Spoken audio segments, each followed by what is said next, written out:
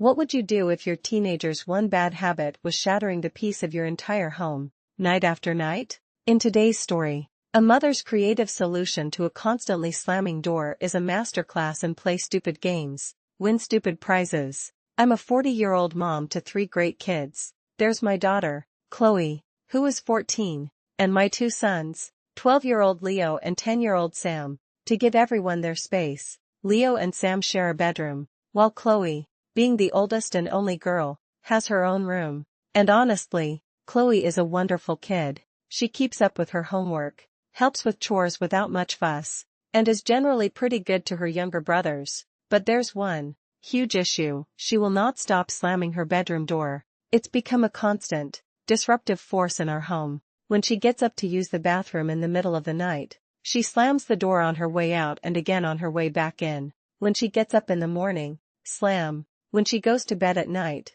slam. Pretty much any time she passes through that doorway, the door gets slammed shut. And it's bizarrely specific: it's only her door, none of the others in the house. This isn't just a minor annoyance, it's a house-shaking event. The force of the slam literally shakes the walls and frequently wakes everyone else up. Her brother's room shares a wall with hers, and my husband's and my bedroom is directly above, so we all feel and hear it. We started by addressing it politely. We sat her down and asked her to please be more mindful, explaining how it was disturbing the rest of the family's sleep. But the request seemed to go in one ear and out the other. So, we tried being more forceful, warning her that if she continued to slam the door, there would be consequences. Still, absolutely nothing changed. It all came to a breaking point the other night. She got up to use the bathroom, and the subsequent double slam jolted all 4 of us awake. I have to be up at 5 a.m. for work, and I had finally had enough of the broken sleep. I went downstairs, my patience worn thin, and knocked on her door. She wrenched it open and snapped, "What?" with such venomous attitude it took every ounce of my self-control not to start yelling.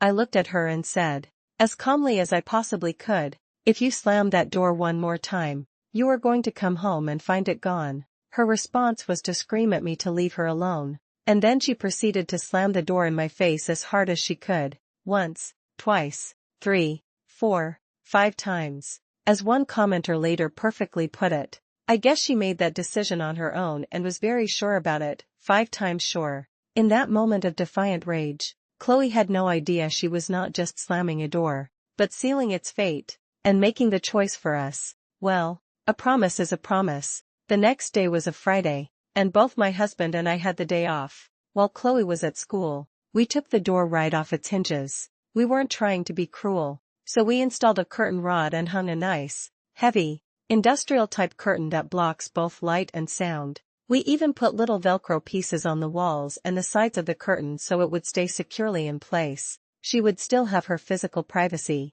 which she is absolutely entitled to, but she can't slam a piece of fabric. When she came home that afternoon, she freaked out. She accused us of being emotionally abusive and violating her right to privacy. This revealed a classic teenage blind spot: the inability to see how one's own disruptive actions directly lead to uncomfortable consequences, framing reasonable boundaries as personal attacks. She sulked for the entire weekend and refused to speak to us. We explained that our respect for her privacy hasn't changed. We still knock on the wall and wait for permission to enter, just as we always have. We also made it clear this was a temporary measure. We told her we would happily put her door back on as soon as she agrees to respect the no slamming rule. As another commenter noted, this was a checkmate move. We taught her that actions have consequences, and she holds the power to reverse the decision simply by agreeing not to slam the door. For now, she's choosing the curtain. Ultimately, this story is a powerful reminder that living in a family requires mutual respect.